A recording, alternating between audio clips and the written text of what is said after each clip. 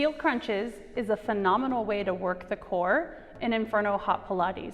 So this is also a neutral spine exercise, so you want to make sure that your stomach muscles are nice and tight. So when you're doing this, you visualize your rib cage and wrap your muscles nice and tight, and you have to keep your feet flexed. So you're going to stack one foot on top of the other foot, stacking your heel on top, and both feet are flexed. That's going to help you get tight legs and keep all of the engagement, the awareness throughout your legs, throughout your bodies. Make sure your elbow is wide so that you avoid pulling your neck.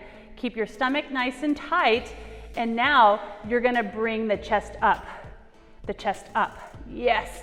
You're gonna keep your chin in as you bring your chest up. Keep the engagement, so your stomach muscles nice and tight, your chest up, elbows wide, and you're gonna feel this incredible burn that this exercise brings to your core.